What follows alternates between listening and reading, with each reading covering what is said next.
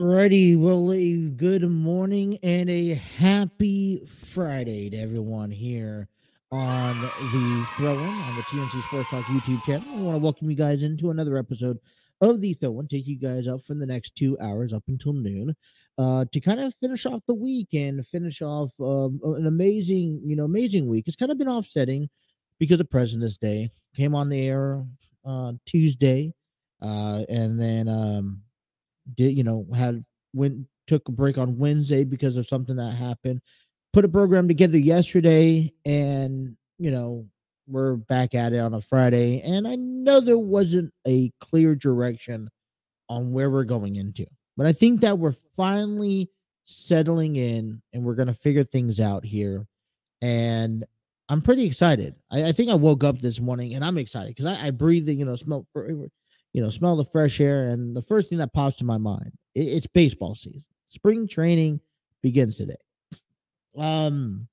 Yesterday I got a chance to, I got off of here, kind of uploaded the episode, went to go pick up my girls, the daughters, and I had a little bit of time with them. Took my oldest to, my first time taking her to her little Girl Scout troops that she has in the area, and it was kind of a blast. Learn about. She kind of made this. What's it called? Those little those bead calculator counting things back in the day. She did some things with compasses and learning the separating count goldfish, and it was just a fun experience. And I was just sitting back, observing it, taking it all in.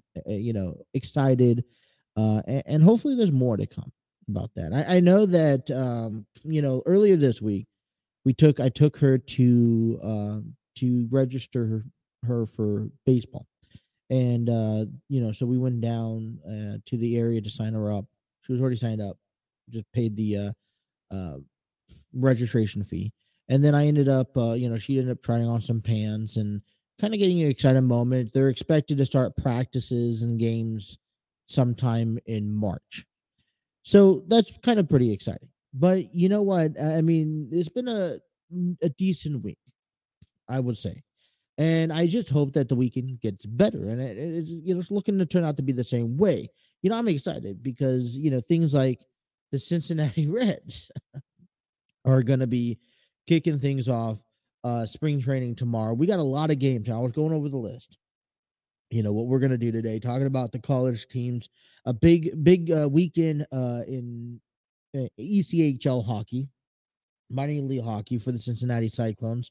I was just kind of going through, a couple of games, and you realize this, as I go through the schedule for the Bearcats, the Musketeers, and the Wildcats, it's like their basketball season's over, and then the baseball season is starting. So it's not only that much more information, which is great, but it's also all right. Let's just kind of reminiscing. Basketball season's come and gone. Yeah, the March Madness basketball tournament coming up here next in about 2 weeks, March 9th, I believe they begin.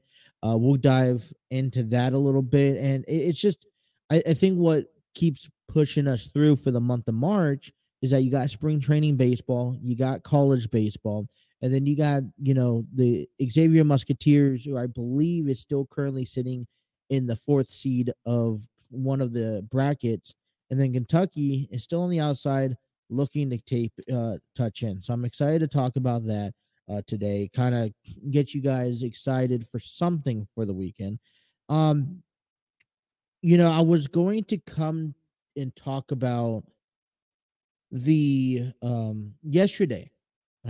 Let's take it back. Yesterday, I brought up the top 25 female athletes, and then I also gave you guys the top 5 female matches of the year. I will like to do that in return to the male side of things. Now, the problem I have is I started this project on Wednesday. It's a project that I've kind of been procrastinating throughout the month of January and February. And I'm like, well, you know what? When content kind of goes down, this is something that we want to cover because and it was a couple other colleagues of mine, Trey and Jake last year, if you guys were around, we gave ourselves the top 10 male and female wrestlers. Well, I like to continue that. So I presented my top 25 to kind of spread that out a little bit. I'm not quite ready yet today to give you my top 25 male athletes. But so I'm going to have to postpone that until next week, but that will be coming next week. But I will tell you that I will be giving you my top 5 male matches of 2022. And boy, I tell you, this was a kind of a difficult one to sit around and to kind of look, okay, who really deserves to be in the top 5. So I'm excited about that. We'll talk plenty of SmackDown this morning, getting you guys continuing that road to WrestleMania, an announcement for the plans to determine the number 1 contender for the Intercontinental Championship was given out earlier this week. I will cover the details on that, and much more. Last night I got a chance to sit back and watch the XFL. And a little bit, I was actually watching one of the games. Let's see if I can find the game I was watching. Last week I was watching the Battlehawks and the Sea Dragons last night. That was the first game. It was Thursday night football for that. Was on one of the FX, or Fox. And then you have a numerous of games in week 2. But I was just kind of watching over the list, and it was kind of fascinating. I mean, I don't know. I wasn't too pleased. Anything outside of, it's like, when 2020 hit, the pandemic hit, and they decided that that Korea was going to start back up on baseball. We were waiting in the U.S. for Major League Baseball to start up, and Korea decided, and Japan, I believe Japan also decided baseball is going to start back up. So we were given or treated to a handful of, international baseball games. And it kind of it didn't seem the same, right? I could sit down and watch Major League Baseball. I could sit down and watch AAA. I could sit down and watch AA. I could sit down and watch single A baseball. All right. I could sit down and watch the Florence Yarls play. But I can't sit down and watch Korean baseball play. It doesn't add up. It's not the same. It's not the same atmosphere.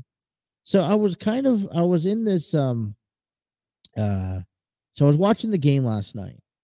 I was just tuning in and out. I was watching some hockey, watching some basketball, the Lakers play, and I was watching some XFL football, trying to give it a chance. And, it's definitely a different atmosphere, different gameplay, not as crowded, but still, was entertaining at some point, and yet again, it's not. And I think what's great about it is for the broadcasters, and I got to give them credit because they were definitely all into filling us into every little play, every little detail about the game, what's going on, why is it going on, why is this different from the NFL, and whether it's maybe good or bad at some point. And it turned out to be, I guess, an interesting game. It was 12. I tuned in at the top of the fourth. I was at the beginning of the fourth quarter, and it was about 12-11. They were kind of back and forth. Battlehawks comes in, scores touchdown. They're up 17-12. And then it comes down, we're about 4 minutes into the, left in the game. And we, it's like, all right, this is, Sea Dragons are still in it, and then I was like, I'm going to turn it off. The reason why I even bring this up is because earlier this week there was a conversation because AJ McCarron is on the Battlehawks.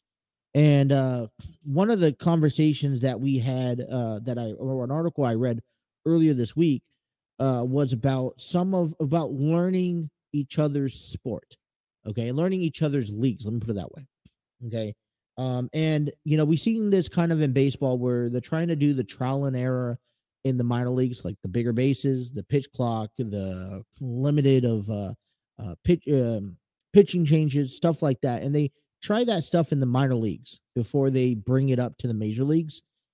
Just like this season, the elimination of shifts, um, the pitch clock has been something that's been talked about for the last several years, and now finally being officially implemented and saying, "Hey, we gotta crack down on this to try to the change of the game to speed up the game." And then the same thing, and regardless of if it's good or not, sometimes change is always a good thing, and I could give you my opinion. Sometimes I don't like it. Just like I was very unsettled and uneasy to find out the designated hitter spot was taken away. But anyways, I believe that the NFL should take this time to watch XFL, USFL, and figure, and kind of see the options and what their gameplay is and what their strategy entails, because you can always learn and maybe adapt and maybe inherit some of those changes, right? The whole idea of these changes for the XFL and USFL is to allow a change of play and pace of the game, right?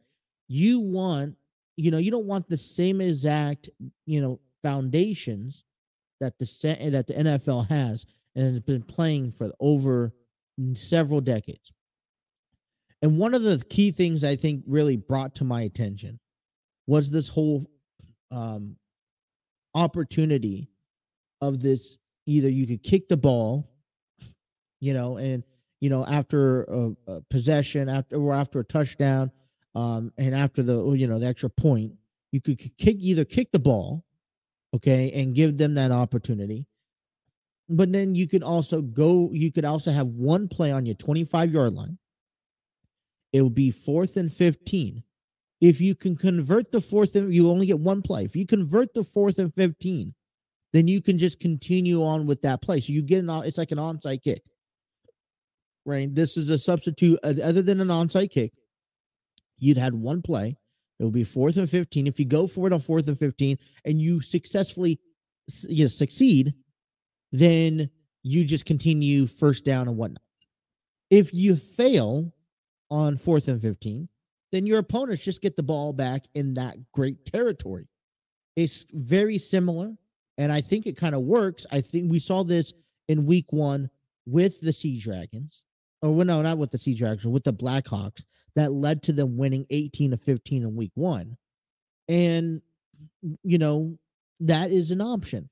And now, I was reading this and I was looking at it. I'm like, there is a very, very low % chance to see an onside kick. Majority of the time that you see the onside kick, it's always the opponent's going to get the ball, and it's whatever, right? I mean, it's kind of, for me, a waste of time. Just like, to be honestly, the regular kickoff, because 90% of the time it touches back in the end zone, and it doesn't, for me, it doesn't do much of anything. I mean, I think it's every once in a while. I think you probably see it no more than 3 times in a season where you get the chance to see the actual kickoff be returned for a touchdown. It's a rarity. And although it's exciting, it's one thing that I think just adds a lot of time to the game, right? So the onside kick, yes, for me, it's a devastated. It's not devastated, but it's just one of those things where you're kind of like the percentage goes towards the opponent, because there's a lot that the kicker has to do. First of all, there's no running. The defense, the kicking team can't run pre kick of the play, and you can't really touch the ball or touch the player. You can't really do anything until they get the ball. And so I guess the controversy is quite there, right? The controversy, or at least the problem, is right there, and I think sometimes it could be a waste of try. And so I think this XFL rule where you can go for it on 4th and 15, I think it makes sense. And I think it builds a new excitement because now you're giving the team an opportunity, one play only, and it's like a 4th and 15. Like if you had a pass interference on the offense, and I mean, that's a long range, that you really have to really dig deep and find a play that works. And I highly doubt that the NFL will go ahead and change anything that is being made or any rules like that. I would love though to at least for the NFL to consider, the options of, hey, can some of these rules and regulations that make this, XFL, season or USFL season exciting, can you bring that over to the NFL maybe in years to come? And I get it, it's kind of, this kind of what, these rule changes because kind of what, hey, let's make the, this season excited because, hey, football season's over, right? I mean, you have 10, they're doing 10 weeks of XFL. I don't know how many weeks of the USFL, but they're doing a handful of weeks that's going to carry you through the off season, which is great. If you're a football fan, you can still enjoy your football. You just have to adjust. But, and they're trying to make it where, they will get people to watch. But that was just something that came out a little yesterday. I tried watching it, didn't really quite settle with me. I don't know how many games I'd watch of the XFL. They continue this week, and we'll talk about that in a little bit going on. All right. A big weekend in local sports in Cincinnati. We got the Cyclones game. Big weekend. We'll talk about that here coming up in the program. Like I said, today's program, I'm going to give you my top 5. We'll talk about SmackDown and wrestling and whatnot. But Cincinnati Reds and Major League Baseball is ready to continue. And I'm excited. I am stoked, ready to go. Because, spring training, regular season, just to get back in the feel of it. And we, especially for the Reds, we need every last ounce. So we'll talk heavily about that coming up here. What I want to come back to in our first program, man, MLB owners claim that they're in a financial trouble. And I'm like, great. There's actually an article that came out on February 20th, and I just started reading bits and pieces and, reread it this morning. I'm like, you know what? When we think that the season is going to be normal and we get treated to something like this, I'm like, great. Let's talk about that when we come back. We're going to take our first break here on the throw-in. We want to thank everyone who's watching us on YouTube. Hit that like, share, and subscribe button. Be sure to have those notifications on so you don't miss a single episode. If you guys are also watching us on Facebook and Twitter, we want to thank you. Hit that like and share and subscribe button, whatever you guys have over there. We tweet it to a friend, share it to a friend, let people know that we're on right now, and that if you guys also want to get involved in the conversations, into the chats, you head on over to our YouTube page, leave a comment down below, and we'll talk about your open discussions.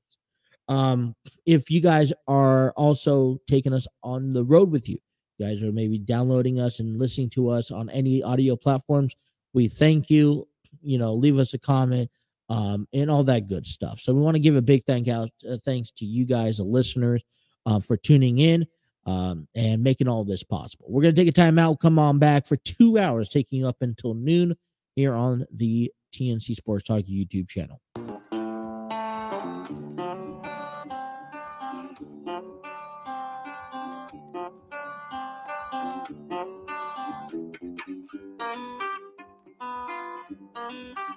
All right, 10:23 here on the throw-in on a Friday. Happy Friday. Getting you guys ready for the weekend. We want to give a big shout out to StreamYard Studios, the proud home of the TNC Sports Talk YouTube channel. StreamYard Studios is where you can create podcasts, videos, host virtual business meetings, and even conduct your interviews. So if you guys are looking for a platform to maybe create YouTube content, do some talk, sports talks, and all that good stuff, check out StreamYardStudios.com. They have a free version also. Alrighty.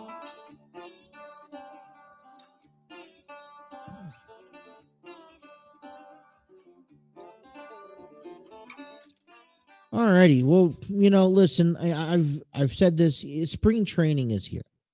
Couple games are lined up, set today. I believe, if I'm not mistaken, we have. Let's look at games. NBA is up front. Let's go look at today. There we go. We got the Texas Rangers and the Kansas City Royals at 3:05 in Arizona League action. And then we have the Seattle Mariners and the San Diego Padres today at 3:10 on for Arizona League action again. And then all the rest of the teams are playing tomorrow. And okay, so let's take a moment. So you take a deep breath in and out. Okay, because spring training is here, baseball's underway, and we're ready for some Major League Baseball. The wait's over. All right. I'm excited. I'm stoked.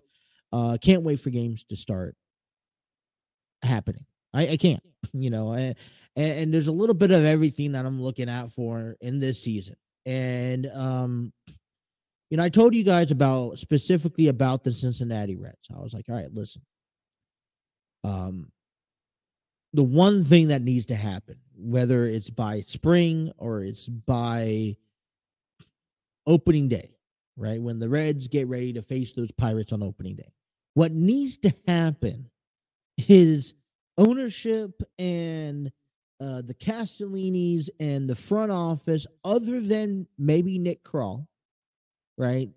Because he's going to be wheeling and dealing and trying to put the best product out there along with David Bell. The front office needs to just curl up in a box and let the fans enjoy the love of the game of baseball. That I've said this numerous of times, that they're just kind of that thorn in the side of you that just never goes away. And whenever you decide to say, okay, hey, listen, we're going to start moving forward and saying, all right, we're going to leave what's in the past in the past. We're going to move forward, and we're going to go ahead and give the team the chance. They come out of hiding and they say something that just derails that. Oh, this is the reason why we're not going to games, or this is the reason why we're not supporting the Reds. And you know what? Listen, and I get it. The Reds are taking ownership and responsibility for their actions on the field, and I get it. I think a lot of it is inexperience, but I do understand that, and I appreciate that the actual team, the players that go out there every day and play the love of the game, they're taking ownership, and I love that. But I think a lot of our frustration goes right back around to the ownership of this franchise. And what's tied along into this is because the ownership had a huge part into the lockdown last year, and especially the Cincinnati Reds. And the Cincinnati Reds expressed highly their frustration, their rage, their the concept of, hey, the Castellinis expressed that, hey, we never wanted this lockdown to be lifted, because we don't agree with what the player association are wanting. But they came to an agreement. We had baseball last year. And the reason why I bring all this up is because, once again, MLB owners are claiming that they're in financial trouble again. And you know what? And listen, this is all going to nothing. I think one thing I read, I had to read this a couple of times, because one thing that I am taking away is that this ain't going to happen overnight. All right. This is going to take, we have the CBA agreement in place, and that's going to take us up until, for like the next 4 years. But I think the reason why this is, and also it's a downside, because once again, we're hearing from the owners, and trust me, we've heard from the owners, not just on the Red side of things, but all over the ball, all over the organization, Major League Baseball, We heard from the Colorado Rockies complaining about the Padres spending. Why are owners complaining about spending on a ball club? I mean, Dodgers spend a tremendous amount of money. The Yankees spend tremendous amount of money. So the Padres want to are finally, after years and years and years of failing, finally spending money because they're on the verge of success. And now organizations don't like that. Kind of don't really make sense to me. But in this scenario, and I think this really affects the fans more so, is that we could be in controversy, or it can be seeing a different change in the way that we're watching baseball. Okay, so let me put it this way. This was an article that put out back on February 20th by Al Yellen. And listen, I think this is something worthy enough to pay attention to. Okay, we're about to have a normal spring training. And let's recap the previous 3 years. 2020 was the pandemic, right? COVID-19. 2021, we rescheduled and played before reduced crowds due to the COVID-19 pandemic. Okay, understandable. And then 2022, shortened and rescheduled, reduced because of owners' lockout. Remember, keyword, owners' lockout. Okay. So you think that 2023, hey, are we in celebration? Can we finally have a normal season this year? Not really. With the CBA in place, listen, things come out. MLB owners say that the sport could be in a financial trouble. First is the possible bankruptcy filing by Diamond Sports Group. I heard a little bit about this. Don't know too deep of information into this. But I know that Diamond Sports owns Bally Sports, that over half MLB teams kind of use. And it's beyond MLB because basketball teams use, I think hockey teams also use Bally Sports.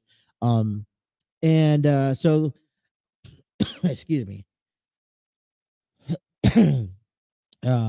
So they go on to say, which runs the Bally Sports Network channels and collectively covers games of about half of MLB teams, and other payments possibly being missed or reduced by some of the AT&T Sportsnet channels that cover the Rockies, the Astros, and the Pirates. So basically, right there, and I want to cut it down to you guys, is that Diamond Sports Group runs Bally Sports, runs the is also in part of AT&T Sportsnet. So we're not only missing. So we're talking about, okay, so who has Bally Sports here?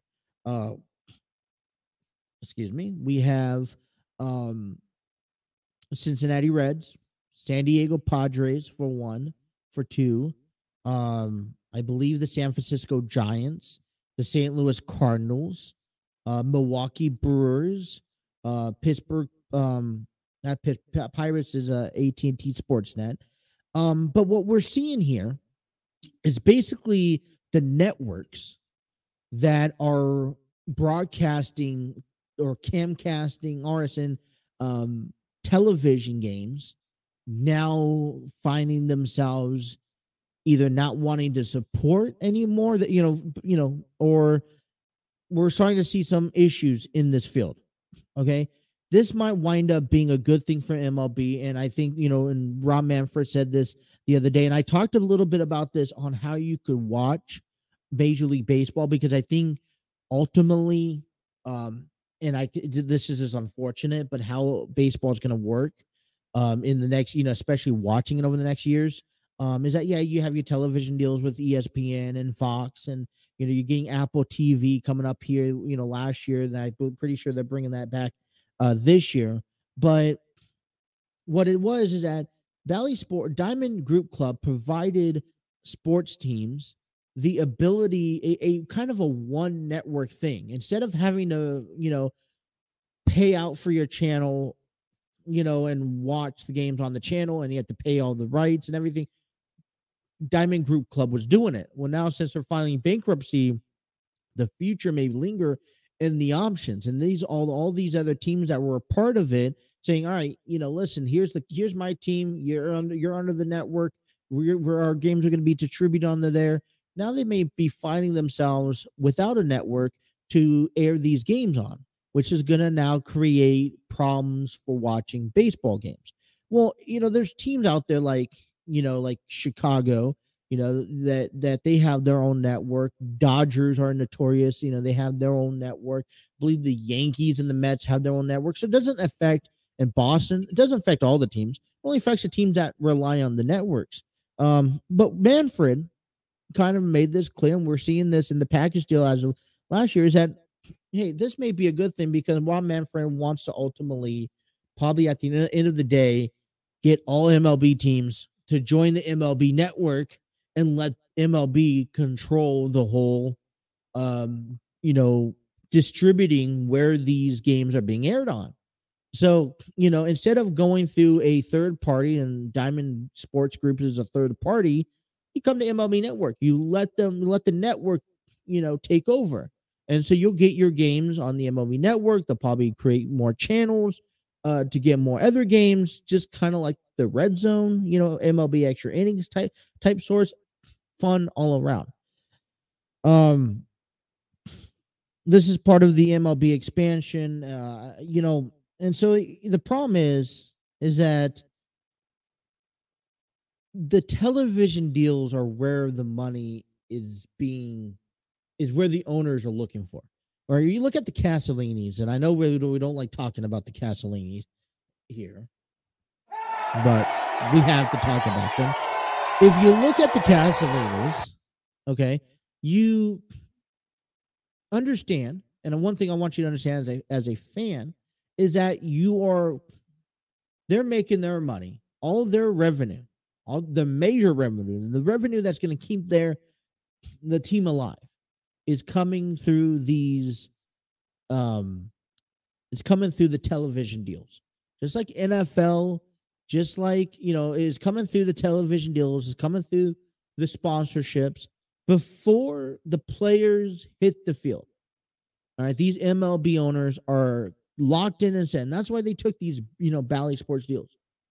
And now we may see that go away, which means now there's going to be more push onto the player association.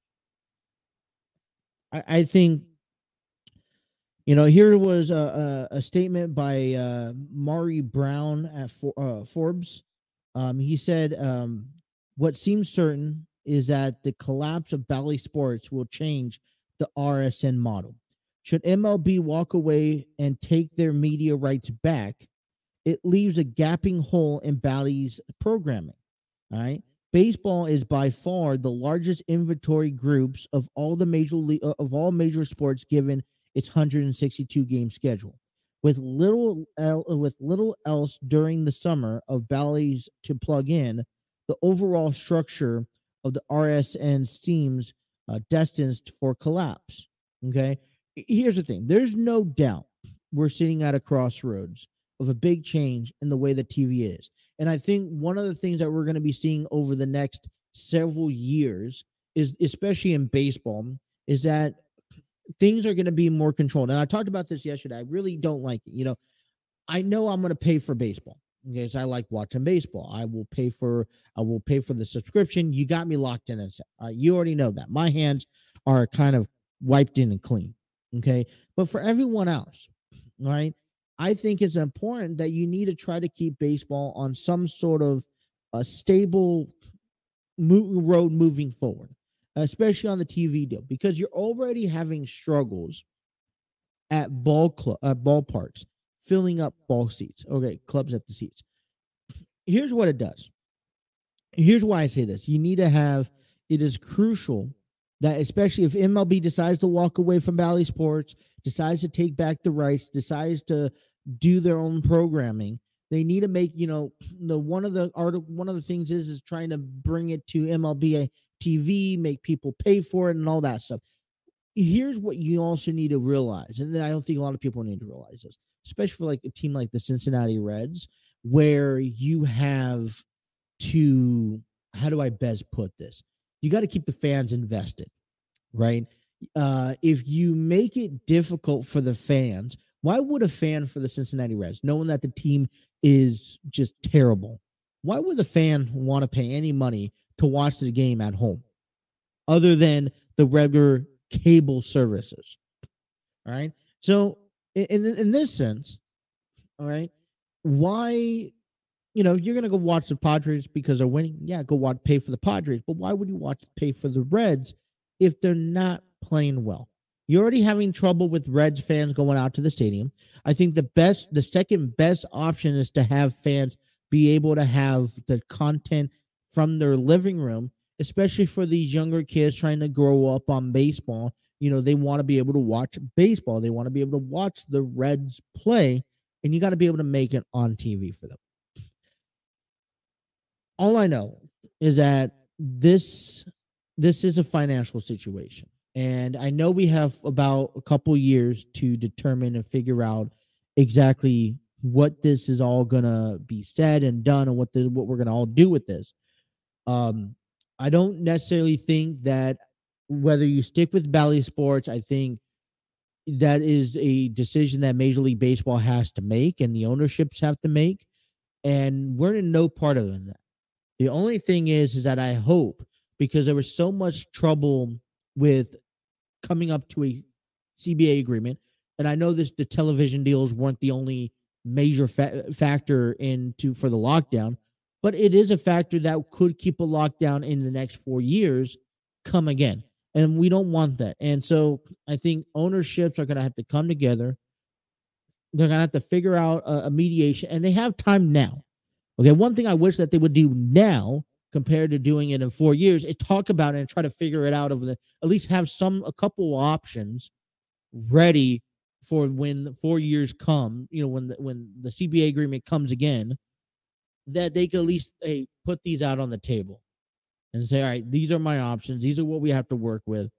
And I hope that we can come to an agreement, because last year was an utter disaster. They waited until the very last second. Nobody budged between the ownerships and to the player association until MLB had to step in and get involved, which I thought was ridiculous. Let's come back and get you guys ready for some Reds baseball as they begin spring training here. You guys are listening to the Throw One on the TNC Sports Talk YouTube channel.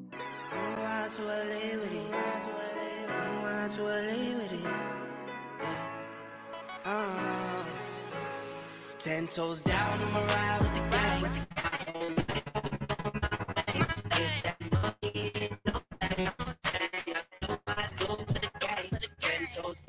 Alrighty.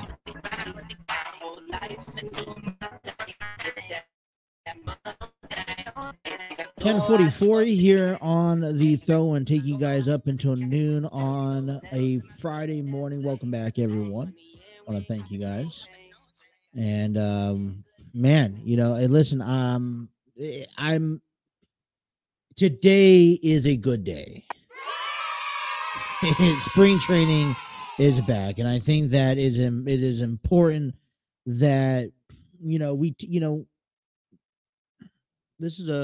we'll talk about baseball until death do us part, and to say the least. No, listen, it's gonna be listen, I'm a true baseball fan. I'm excited for the Reds to get back into playing action. I think I'm also just more excited for the entire baseball, just entire Major League Baseball to get back into play. It's just, there's something about every day, just getting out there playing the baseball, game each and every day. And for the Reds, listen, we are finally in that transition. All right. Whether you like it or not, this is that, all right, we got to move forward. Right. We got to move forward and say, all right, we have a young group of guys that's mixed with some veterans, maybe off of 1 or 2 year contracts, that try to just fill in the ball club. There's always going to be the question, did we do enough? But you know what? With the financial position, I think that Nick Kroll is under, and with the roster that David Bell is going to have to work with, I think we done what we could. I mean, you think about Daniel Norris. I mean, think about guys like Kurt Casale, Austin Romine, Chad Pinder, Will Myers, Kevin Newman, Um, what am I thinking about? Um, I just had this list. You know what? I just had this list over here. Let me pull it up. Um, but you think about the guys that we were capable of that kind of are new to this team. I mean, just yesterday, the Reds acquired a relief pitcher, Bennett Sosa, off the waivers from Chicago, from the White Sox. We, picked up Hunter Strickland on a minor league deal. Chase Anderson's coming on a minor league deal, as well as Daniel Norris. This is all, trying to kind of fill in those empty spots.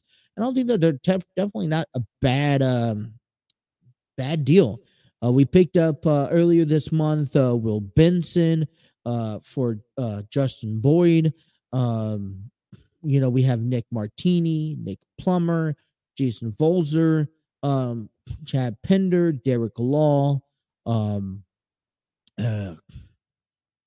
We have Matt Reynolds added on to this ball club, Richie Martin as well, Alex Young, Kevin Newman.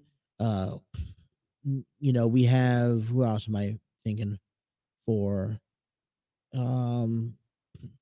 Luke Weaver was assigned on a 1-year deal. I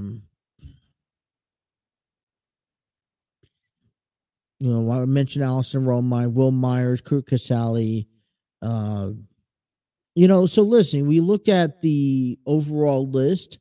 I mean, it's not the top, it's not no Padres. This isn't no Juan Soto, right?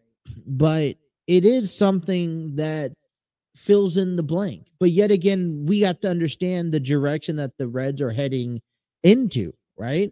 And the direction was, hey, we're going to bring up these young, talented guys and start from scratch again. Tyler Stevenson is one of those youngsters. Jonathan India is a youngster. Now, yeah, they've had, they're not no rookie in the Major League, in the season now, but they're still youngsters that play a now contributor part. Spencer Steer is that youngster that now is going to get his crack at third base. Then you have TJ Friedel, Stuart Fairchild, Michael Ciani. Those are the type of guys that we're looking out for. And so we have a vast group. Plus, let's not forget about the rotation. Hunter Green, Graham Ashcraft, Nick Lodolu, they're not no rookies anymore. So, this is the direction of Reds baseball. And I wouldn't give them an A+ for free agency. I mean, I wouldn't give them an F either. I think after overall looking at everything and what the Reds have been able to put out onto the field, I'm giving the Reds probably maybe a C- in free agency, especially with what they have to work around with. One of the questions coming into spring training, which is tomorrow, they'll get a chance to face the Cleveland Guardians at 3:05 Eastern time. And I believe that one's going to be put on Bally Sports and on Cincinnati Reds radio. And so what could you expect, if you expect anything at all? And the first thing that probably pops to my mind is that this spring training is going to be filled with a lot of not diversity, but a lot of plugging in and plugging out players. All right, when we know maybe a few locations, right? We know that Will Myers, it has right field, first base, and maybe designated hitter. Yeah, you can play a little bit of center field, but I ain't putting too much on him. I think he's mainly going to be right field, first base, a little bit of third base, a little bit of center field, but he may be all around the diamond this spring. All right. Joey Votto is going to be the designated hitter or that first base spot. That's his only role. Jonathan India is only at second base. Okay. Tyler Stevenson, designated hitter, first base. And especially if the Reds are looking for Tyler Stevenson to be more maybe first baseman. And you know what? That was, I was reading something about Tyler Stevenson's goal for this year, which, it's part, it's trying to get maximum games, or probably only going to let him catch about 60 games this season. And then the rest is going to probably be down. I would like him. I would like Tyler Stevenson this spring training, and I don't know what the plans are. We'll have to see. But I would like Stevenson to play more games at first base than catcher. Because if you're going to protect a guy like Stevenson, who's coming back from injuries after injuries, catcher is kind of a really, you get beat up back there. And Stevenson's, is not new to that. He knows that how bad you get beat up at the catcher spot. Maybe first base is a new position that when Votto retires or he no longer plays for the organization, maybe Stevenson can kind of fill right into that first base role and be the new first baseman. He could be an everyday player. It doesn't take a lot of, you don't really kind of overexert yourself, other than the catcher spot. So that's just a possible idea that I'm kind of thinking out loud. But look, listen, what I'm looking for spring training, all right, I'm looking for the outfield spots, that center field, that left field. I'm still in my mind trying to figure out who kind of belongs out there. You got a couple young good guys, Friedel, Fairchild, Fraley. We've seen a little bit of everybody, especially last year. So I think the battle of left and center field is going to be crucial. Spencer Steer is going to have to get himself used to third base, especially if he's planning on making opening day roster. The other thing is that, we did go pick up Chad Pinder and we did go pick up Kevin Newman, and I would like to go see them, and Jason Volzer. And I know that they're not no long-term solution for these positions, but they have more experience. So I'm expecting these veteran guys to at least rub off on these, these younger guys. But my biggest thing is that, and I don't understand why the ball clubs, nonetheless, the Reds won't try this out, is why don't you use Chad Pinder? Why don't you use Jason Volzer and Kevin Newman? Until you can feel confident enough that these guys, these young guys that are looking to be, at the end of the year, I think my goal is at the end of the year is to have TJ Friedel and to have Jake Fraley up there at the majors, everyday roster, primarily, position players. They're not no secondaries. They're not no bench guys. Spencer Steer. I rather get these guys if they don't look like they're ready to go, that they're major league ready right now at the end of spring, then I would love to see the Reds say, all right, you know what? I'll keep one guy up in the major leagues, maybe two guys up in the major leagues, get them to work, start building them. The other two guys that I feel less confident in, they're going to go down to the minor leagues. We're going to fill them up with the guys that we know that can play the position. And then as they progress, we're going to swap them out, right? Instead of getting 5 or 6 guys to throw them out there on the field and say, all right, here you go, rookies or sophomores, and say, let's go play baseball and win us a championship. Let's go out there and say, all right, I'm going to build you couple of guys up now. And that way you still have support around the field and other places. And then you go out and then you say, all right, let's go and maybe about June, July, maybe. All right, let's get these other players in. Right. And that way you're building both up, because maybe, Spencer Steer is not ready for the majors, right, to begin the season. I just don't want anyone to have to rush them in, because I feel like the Reds has said, hey, listen, we're going to get ready, young guys, because we're going to throw you in the mix out of the blue because we got rid of everybody. We have absolutely nobody in that roster. And so we're going to bring you guys up. And, if you guys hit it off, great. If you guys struggle, then you're going to have to deal with your woes up there in the major leagues. And I know through experience, through watching the Padres trial and error all the time, is that players come up, they maybe have a great start, then they start finding the woes, and they really have to go back down to the minor leagues for a short period of time. And that's kind of my thing with guys like Graham Ashcraft and Hunter Green, especially to come back down to the minor leagues where the pressure is less off of you and you can work on your mechanics. because sometimes when you stay in the major leagues too long, you can't work on your mechanics and you can't work on the things that you need to fix at the major league level. Major league level is for major league players.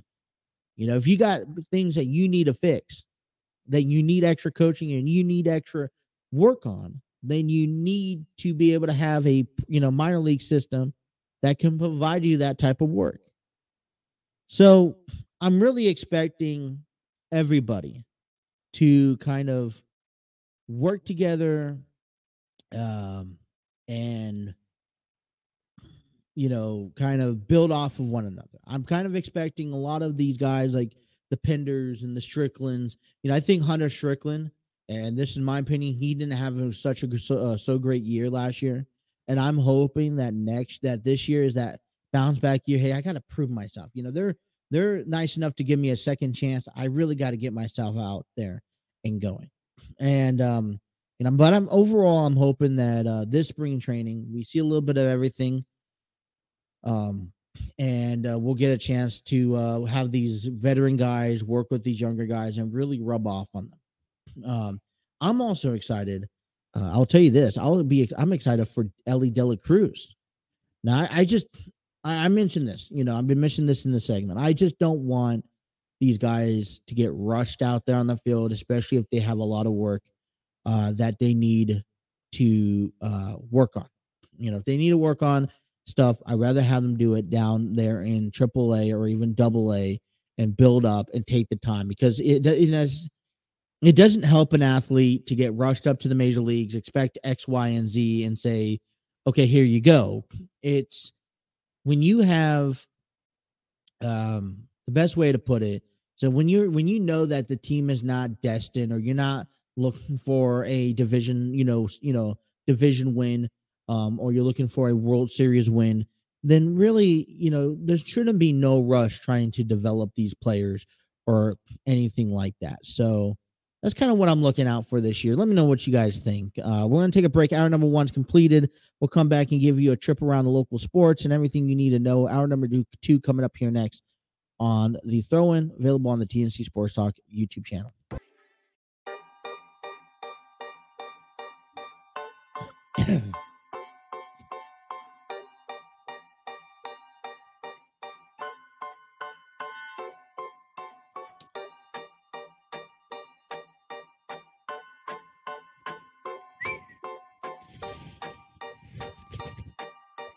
All righty.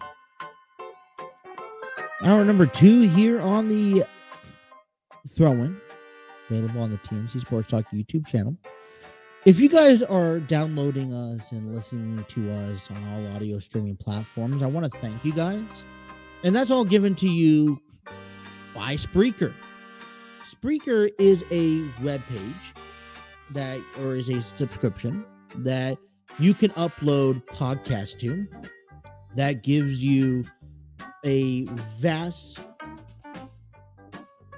of distribution areas, places like Apple Podcasts, Google Podcasts, iHeartRadio, Spotify, Spreaker, Deezer, Podchaser, Podcast Addict, whatever. And it just gives you, a lot of options. And you're able to do a lot more with it.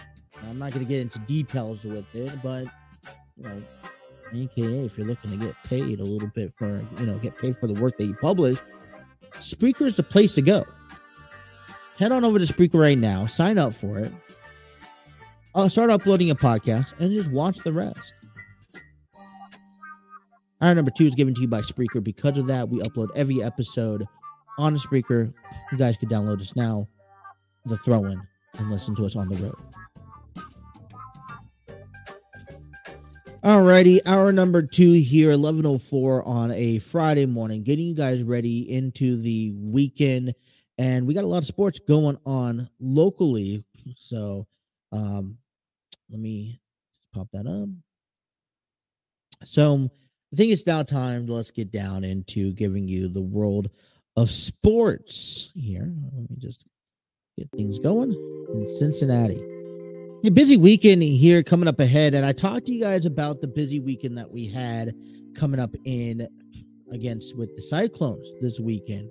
We have the Cyclones coming up into a pretty busy weekend ahead of us. They're coming into the weekend 30, 12, and 5. First place over the Indy Fields, which is 32, 17, and 2. And in third place, the Toledo Walleyes, 30, 15, and 4. As we start making descend our final stretch in the month of March, April of ECHL hockey. This is a nice close race in the ECHL Central. These are the top 3 teams, and they've kind of been battling it out.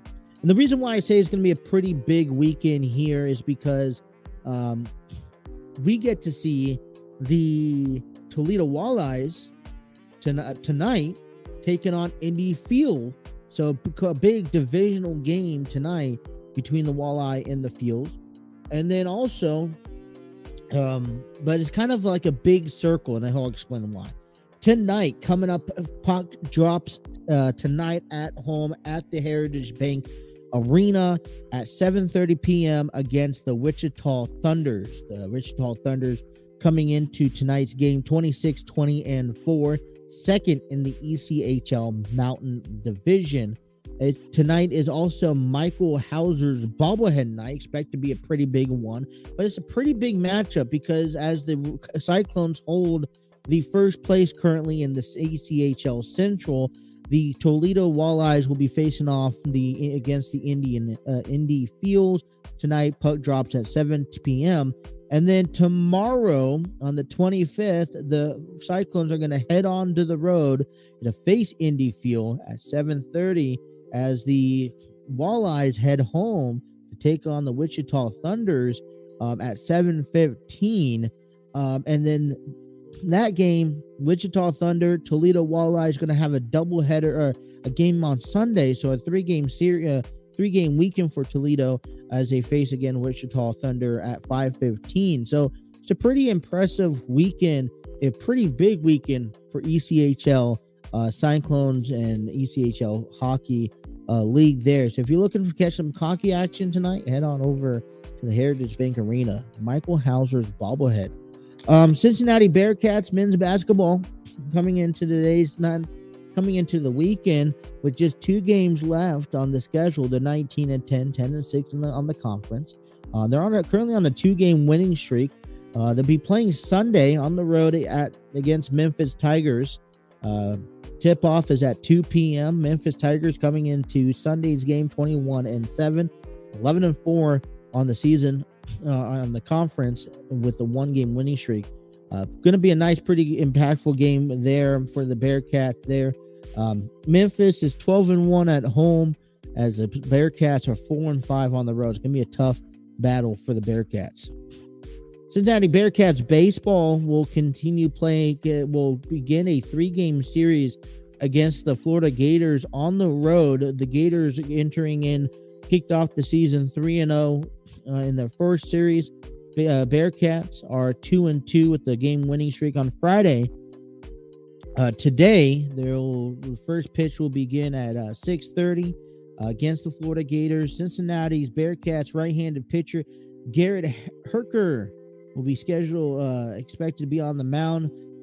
Expected to have another good outing as of last time. He's currently at a 1.8 ERA. He'll be going up against Florida's right-handed pitcher Brandon Sprott. Saturday, the Bearcats and Gators will continue game 2 at 4 p.m.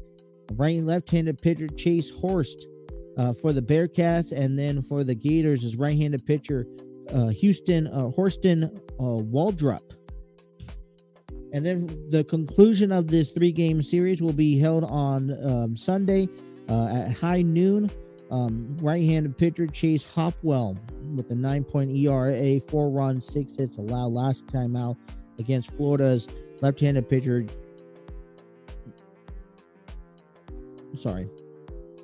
Left-handed pitcher Jock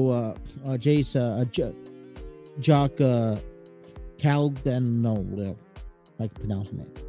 All the games will be this series will be all played on SEC Network nationally. So check out some Bearcats baseball. Xavier Musketeers men's basketball, three games left, including tonight, as a tip-off is at 7 p.m. on the road against Seton Hall Pirates, who comes into this game 16-12, 9-8 in conference. Both teams come off of a losing streak, one-game losing streak, as the Musketeers enter play 20-8, 12-5 in conference. Seton Hall is 10-4 at home, as Xavier is 5-4 on the road. Xavier basketball, winless so far. 3-game series will begin today at actually high noon in less than an hour against Western Carolina Pirates. The Pirates are 2-3 heading into the series with a 2-game losing streak at hand. Xavier will have Ethan Busacker on the mound. For the Western Carolina, we'll have right-hander Matt Shakpel. And I apologize, like I always do, ahead of time if I butcher any of these names moving forward. Saturday's game will be held at 2 p.m. Left-handed pitcher Brent Alazars takes on left-handed pitcher Kyle Lesselman. Listen, I'm not laughing at me. You got the names. I'm laughing at me. Okay. Sundays will be the conclusion of this game, this series at 1 p.m. against Western Carolina. Right-handed pitcher Nick Boyle take on right-handed pitcher Jonathan Todd to wrap up the series for the Musketeers. And for Kentucky Wildcats, I don't know why I just moved the page. Okay. For Kentucky Wildcats, men's basketball, 3 games left, including the one on Saturday that will be played. Tip-off is at 4 p.m. They'll be on at home against Auburn Tigers. Auburn Tigers are 19-9, 9-6 in the conference with the game winning streak. But the Wildcats have a 3-game winning streak, 19-9, also 10-5 on conference play. Auburn is 4-6 on the road, as Kentucky is 13-3 at home.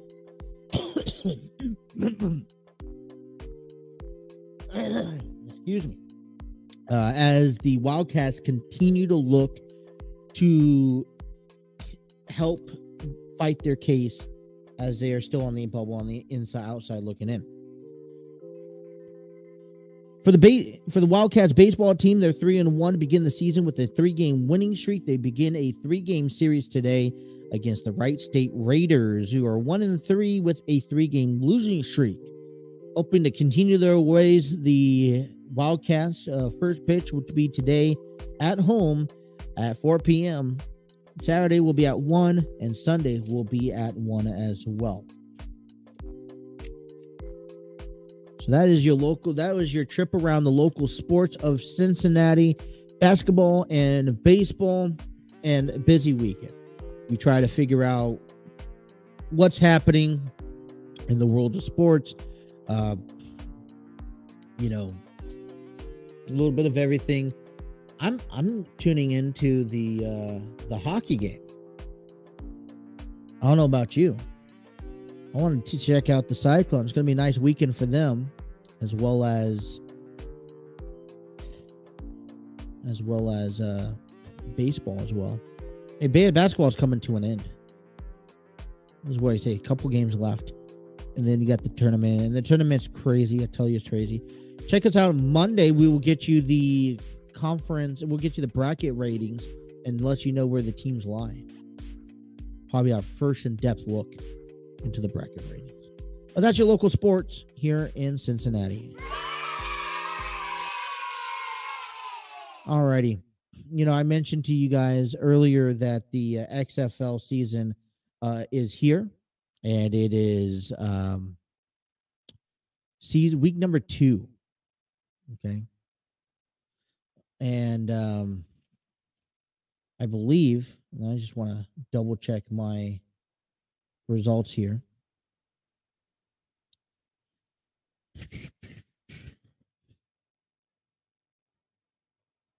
I just want to write this down too if I get the chance. NHL? No, I don't want NHL. Really? Are you really all the way down here? No, you don't even have it on the list. All right, so that's women's basketball. I'm checking my CBS Sports app because I want to say it was like 22-18, but I'm not sure. The Honda Classic Series is what started yesterday. Chris Kirk is 8 under par, tied with Justin Sue in first place, who is also 8 under par. And then Carson Young is in third place, 7 under par in this weekend tournament. Let me see. I have to go to CBS Sports on the computer. You know what? I could do it in here. No more. More sports. Yes. They should be able to have XFL. Where is it? Come on. There we go. Very bottom. Very bottom. But I got it for you. The schedule was out last night. The St. Louis Battlehawks go on to win 20-18 in last night's game. It continues today.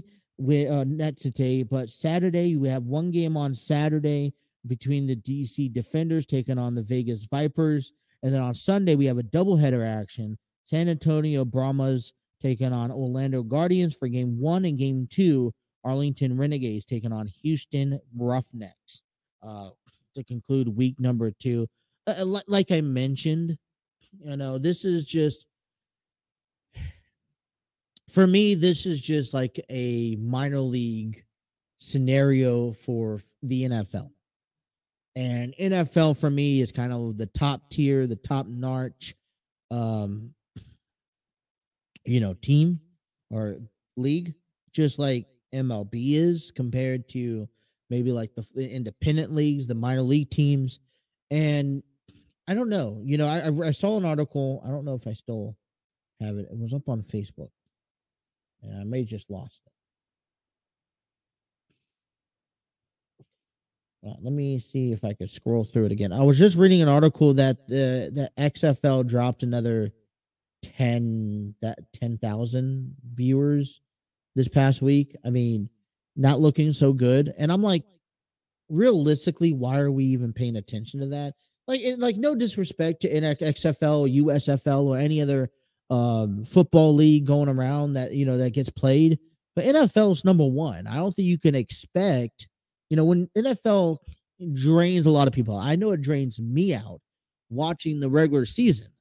And then once the Super Bowl is over, it's kind of like, all right, I'm going to take a break and be like, all right, let me see. Let me take a break from football. I mean, I also think that, in my opinion, that's why XFL has changed some of the rules for the, season, to make it kind of more exciting, more, the time clock stuff. And I get that. Maybe NFL needs to inherit some of those things. But overall, I mean, there's nothing wrong with XFL. I don't think that you're going to get the top, the top ratings. You're not going to get sold out stadiums. You're not going to go get, you're realistically probably only going to get your fan base majority in the hometowns that XFL is being played in. And then on top of that, the additional fans that really love football, doesn't want football to end, never wants it to end, then you're going to see some of that. Plus, maybe if you have a specific player that, is no longer in the NFL, or maybe this is a finding case to claim your spot in the NFL, then maybe you'll have some friends and families watch them. But other than that, that's pretty much it for the XFL. I mean, I don't see it really being such a big, it's not going to be any bigger than USFL. It's not going to be any more successful, and it's not going to grow as much as, in the NFL. It's just like, AEW can grow. It's like you have WWE is the NFL. I will arguably say right now is the USFL is the AEW. And then you have the XFL as the Impact Wrestling of football in that sense. All right, let's cut to a break. Let's come back. I want to go ahead and transition to my top 5 matches of 2022. So that's still to come. You guys are listening to The Throw-In here on the TNC Sports Talk YouTube channel.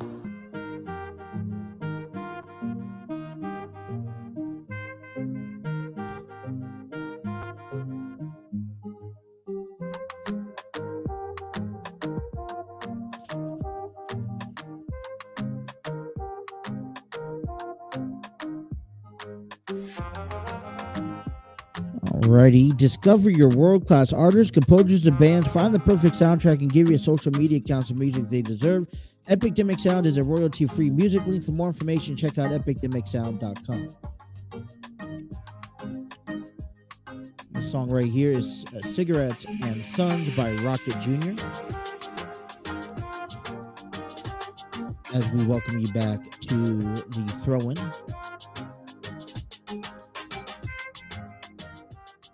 On the TNC Sports Talk YouTube channel. 11:24 take you guys up until high noon, and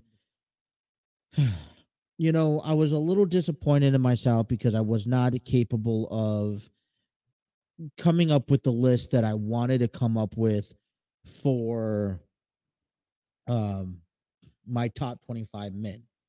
And I was working a little bit on Wednesday morning. A couple of things kind of stumbled into place, and I had to change my plans. And then I ended up, doing the show yesterday, and then had, went ahead and spent some time with, my girls before I was like, all right, I'm going to come up. And I want to put the same amount of effort that I put into the females top 25.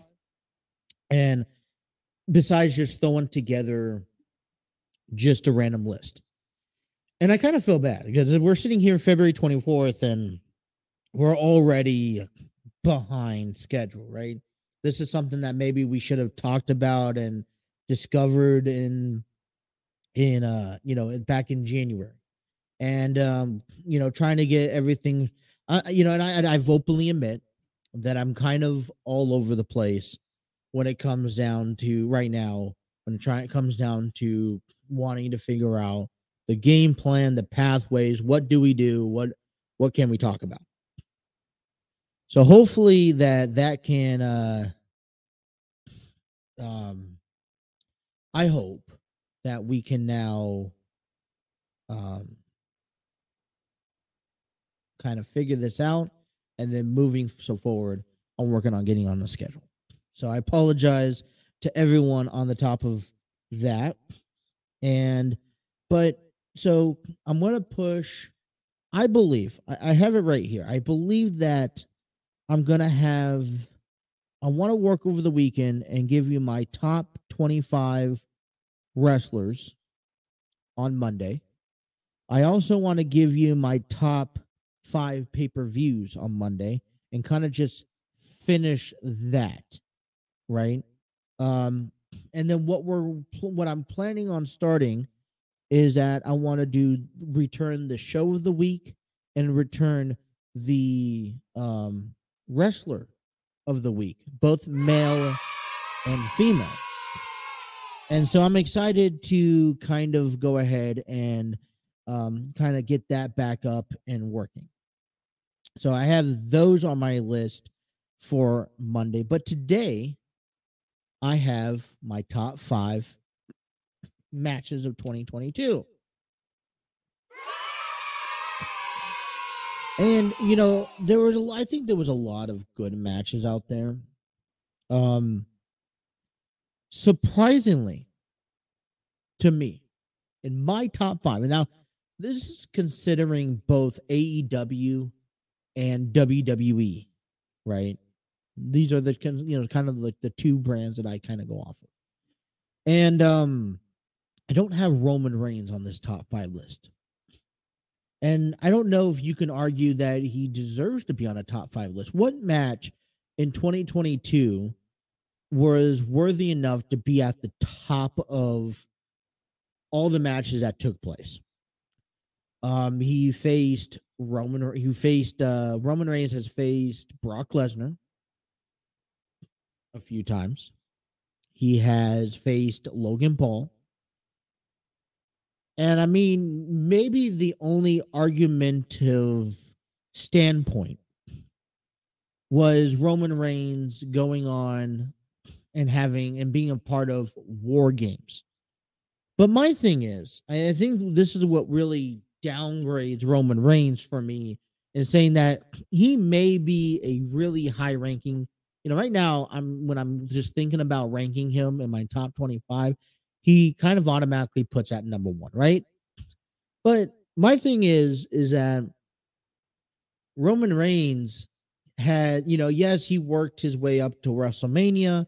And then this news broke out that, he was basically going to be rebooked as this part-time person, going back and forth between Raw and SmackDown from small time to time, only making appearances when needed, or, and he's not going to stop by in every single state. And, and he's not going to wrestle each and every match. There's already even, there's reports coming out that he's not even being booked for Money in the Bank this year. He's not even being advertised.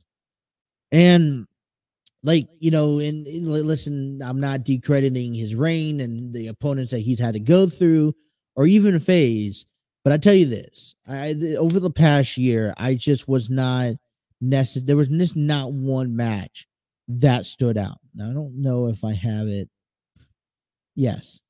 Okay. So everyone in 2022. Okay.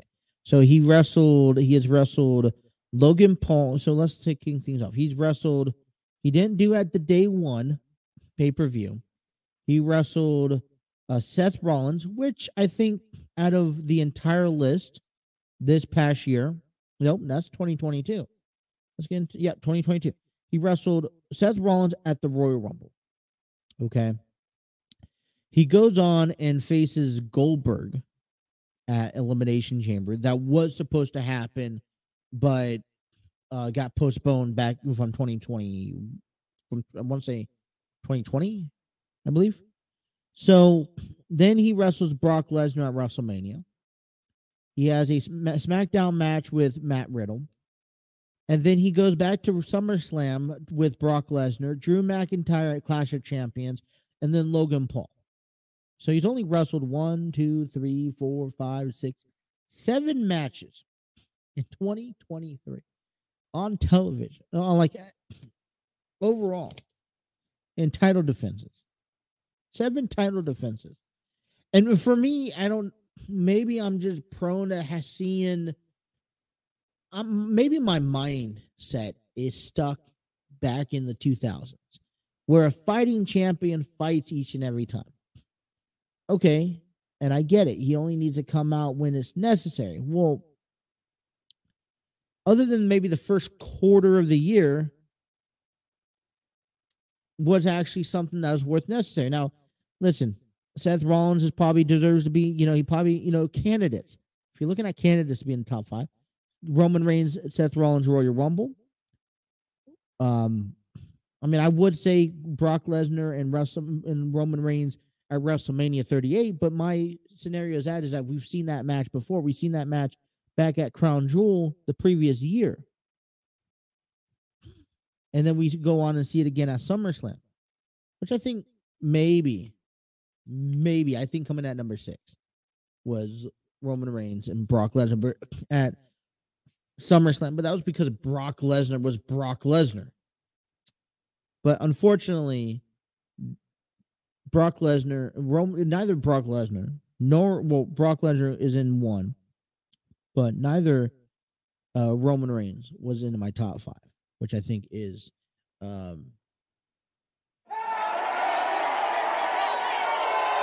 I think candidates could be Drew McIntyre, Clash of Champions. That was a good one.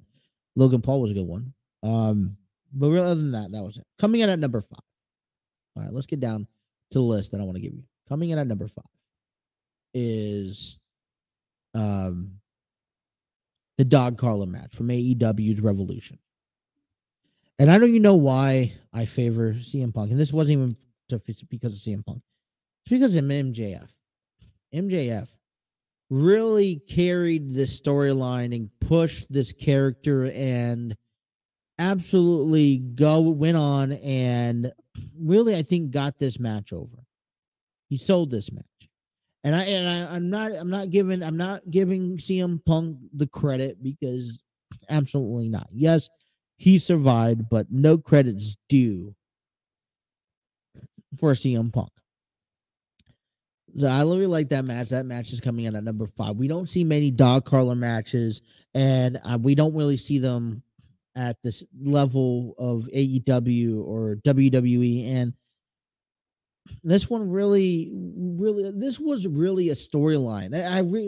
I tell you guys about this all the time, about the storylines that lack AEW. And this wasn't just being the better person. Like, this was warranted in all means.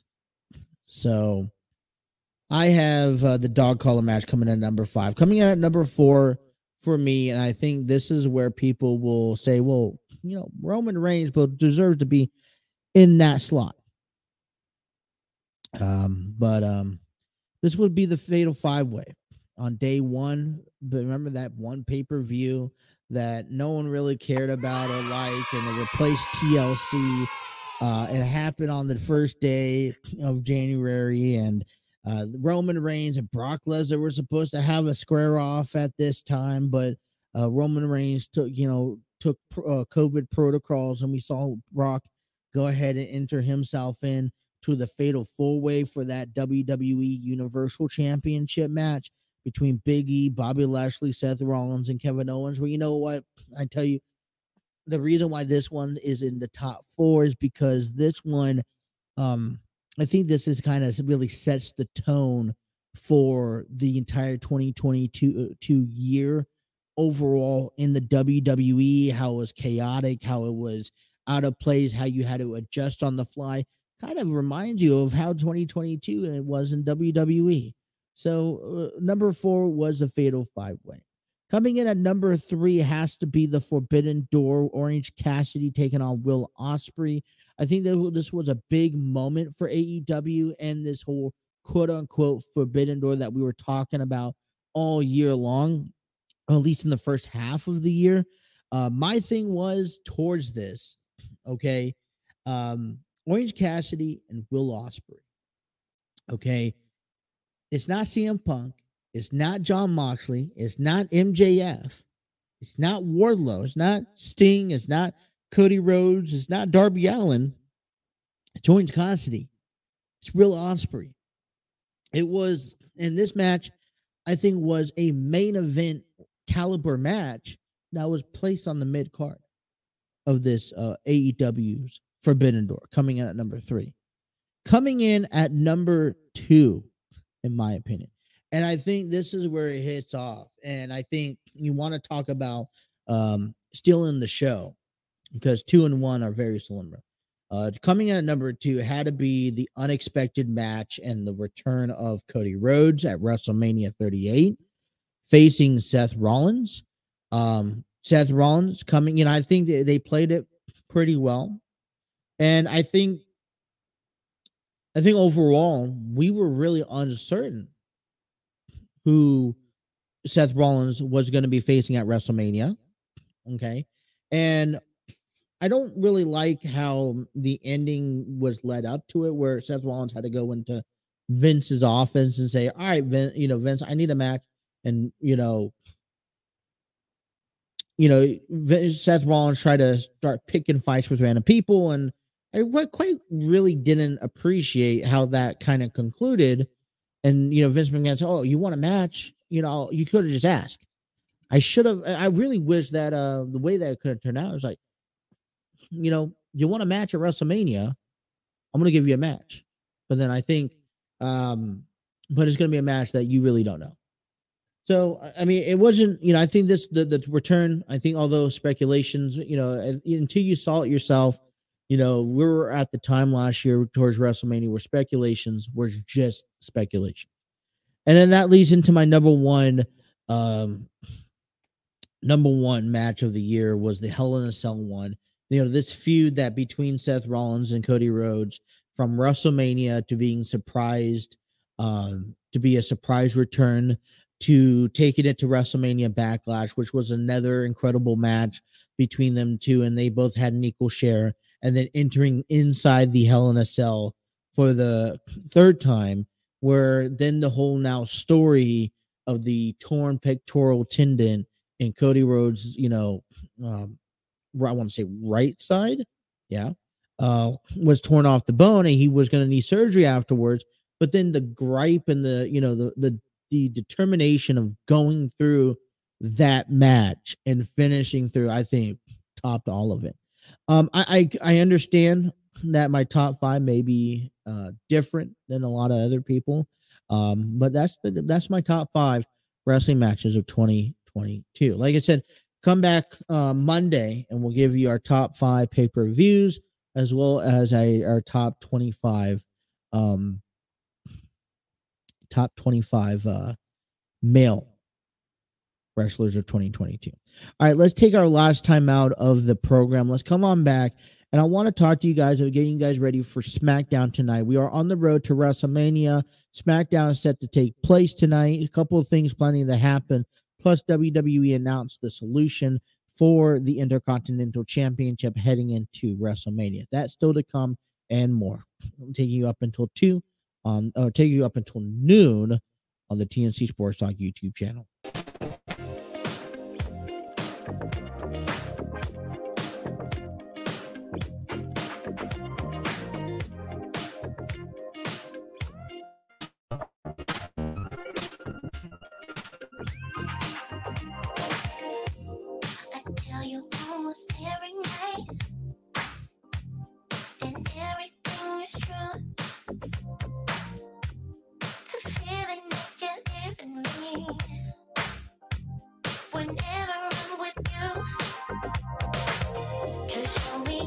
Alrighty. Welcome back here to the Throne 11:43. Last segment was first off strong here. As we got SmackDown ahead of us, but want to also mention, don't forget to check out AEW Rampage tonight on TNT, I believe. It's still the location to watch Dynamite Rampage. One thing's been interesting. Listen, it's WrestleMania season, and I'm sorry, we have a lot of sports to talk about. Baseball is here among us. Spring training starts tomorrow, and I'm definitely thankful for spring training and baseball to be back. There's going to be a lot of stories, a lot to talk about. I'm working on a couple of different things that I want to bring our way next week on the program as we present ourselves. I have some top 100 free agents. I think one of the biggest questions, what we want to reiterate is, I looked at the top 100 free agents, wrote them down. I'm going to pay more attention to it over the weekend, and where the Bengals fit, where the Bengals fit in the top 25 or the top 100 free agencies, in the NFL draft.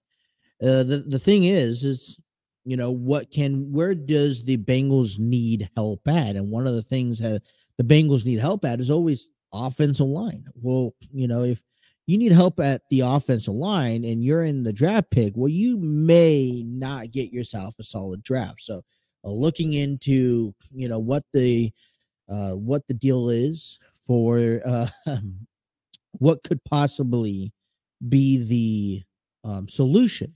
Well, is there a free agent open? I know last year the Bengals took a free agent, the free agency market, signed Alex Kappa, Ter Karras, which I thought was great selection. So can the Bengals add on? So I'm going to take a look at that. Also, I think the conversation is also warranted for the quarterback situation in the NFL. A lot of quarterbacks as listed on this list, but that's tomorrow. That's going to be sometime next week as well. So hopefully you guys have a good weekend planned. But you know what? Before we can get into that and great talking about baseball and all that fun stuff, SmackDown is tonight, and we have a couple of things lingering over the ways. Imperium will get squared off. We'll do a 6-man tag team battle against Braun Strowman, Ricochet, and Madcap Moss. That'll be taken. That'll be on tonight. Rey Mysterio will once again do battle against Karrion Kross. We will also see the return of the Firefly Funhouse. Now we mentioned earlier this week, we are, just after Elimination Chamber, we're on the road to WrestleMania. We know what has happened, what has not happened. And now on SmackDown, we can see the actual look for WrestleMania. And, now we're going to see Cody Rhodes and Roman Reigns WrestleMania. That's the picture, all right? Sami Zayn has went into Elimination Chamber, lost the Elimination Chamber, showed up on Monday Night Raw, and now is pleading and asking and begging Kevin Owens to team up with them to help him take down the Bloodline. And yet we still don't know where we still don't know where the Bloodline stands. Are the Bloodline back in order, stronger than ever? Are the Usos united? Or do we still see the Usos separated at cause? And hopefully we learn more about that. But now we could set eyes on Roman Reigns and Cody Rhodes. Now I still think, all right, that Sami Zayn, because now this is now spreading out of everywhere, okay? And I know the WWE sees this, but Sami Zayn is still that fan favorite, okay? And he is still at the top of the fan favorite base. So in a sense, still not seeing him somewhat in part of this Cody Rhodes and Roman Reigns feud is kind of doing an injustice. Now, we're going to have to, I'm going to be okay to allow Triple H and the writing team and the WWE to do what they think is best. Okay. And however this storyline rights works, but I'm telling you, when you have such an empowered person right now, as in Sami Zayn, who's captivated the entire, WWE universe. And right now, he's one of your hottest wrestlers in the industry, which, in the, WWE, and you never even think of it. It comes to show that say, all right, now you have to, we're going to take a different direction. So we're going to hopefully find more information out about that as we get closer, because I know Cody Rhodes is getting aggravated after hearing week after week after week with Paul Heyman.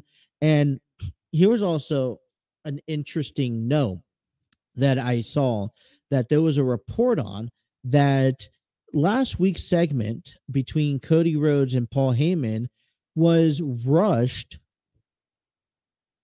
in the sense of to prevent a Sami Zayn chant, because they want the fans and they want the attention on Cody Rhodes and Sami Zayn. And so for the next 5.5 weeks, WWE is going to have to figure that out. How are they going to plan that? Because I don't think the WWE universe is going to allow, is going to settle with that. And I don't think,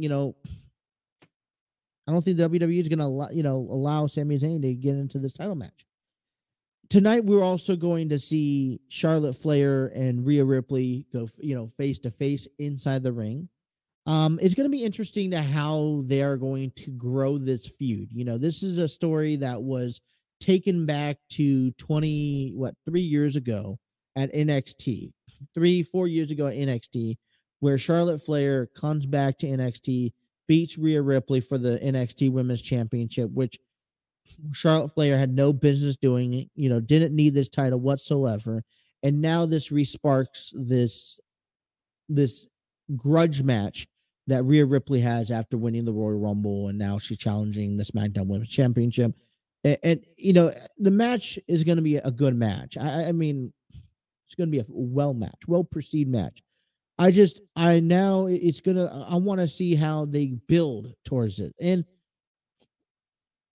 I see Rhea Ripley coming over to SmackDown and giving SmackDown that attention. I would like to see, and I know this kind of is a little off subject, and maybe doesn't fit because Bianca Belair is on Raw, but I would like to also see Charlotte Flair at some point throughout this next 5 week span head on over to Monday Night Raw and to address maybe cost, maybe be a or a commentator, or to be at ringside, or even to be in the front row of a crowd during one of Rhea Ripley's match, something to get under her skin and build this feud a little bit more. There's nothing really personal other than the fact that, hey, we have this match that, hey, you beat me a couple years ago in a place that you didn't belong in. Now I'm going to come in and return the favor. And, we want to see that storyline kind of progress. So we'll talk about that. The thing I want to also mention is that earlier this week is that we saw WWE has announced a 20-man battle royal that will be held on March 12th on SmackDown at the Madison Square Garden area to determine the number one contenders match for the Intercontinental Championship at WrestleMania. This is going to contain men. I have the list right here, so we'll go on to you. The road to WrestleMania continues.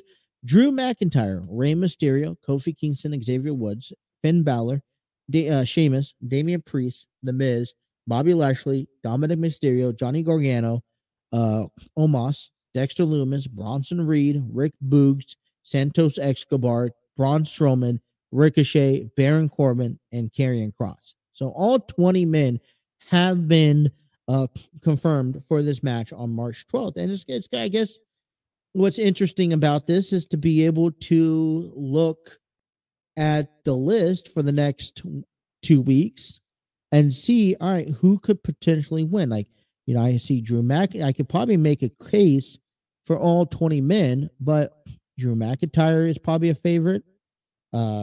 Sheamus is a favorite. I could see Finn Balor winning. I could see Damian Priest winning. I could see Bronson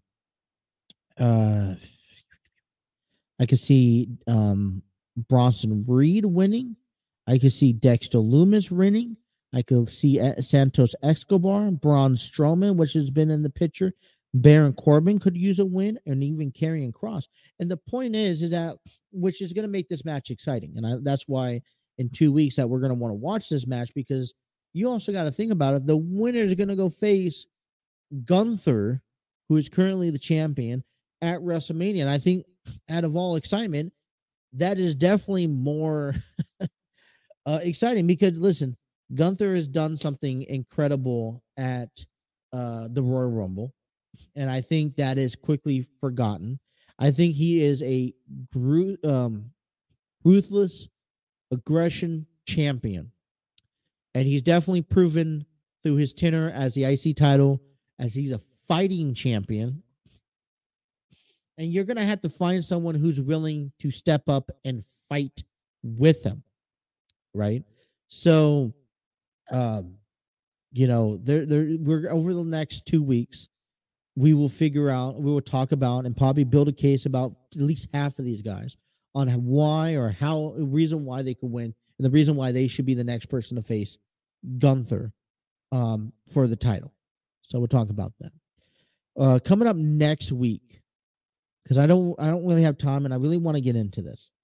Coming up next week, you guys, is that I want to talk about the possibility and the question that lingers. Is it time to not to cancel, but to separate some of these unified titles? And I'm talking about the two titles right now that are unified, the tag team titles and then the WWE titles.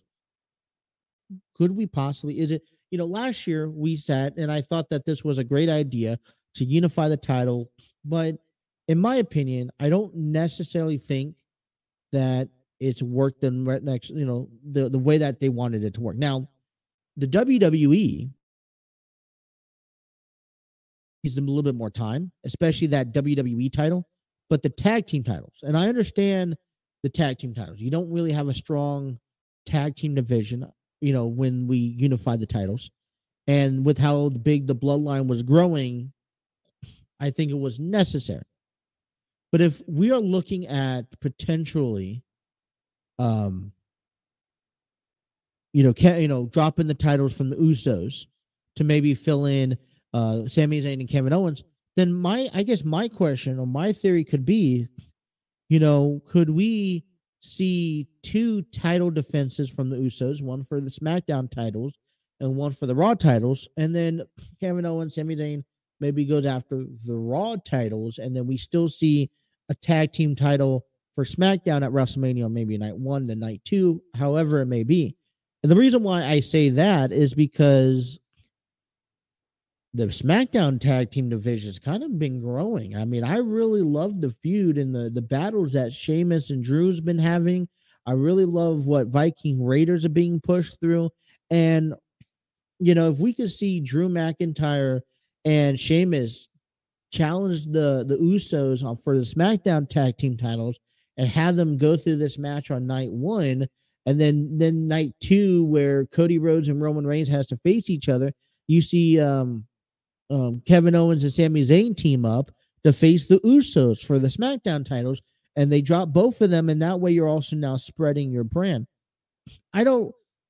I think one thing that we want to start also talking about is how we don't know. And I think we need more time with the undisputed WWE Universal Championship to be prestigious. I think if Cody Rhodes wins it, he could reshape this title, make it one big title, and I'm fine with that.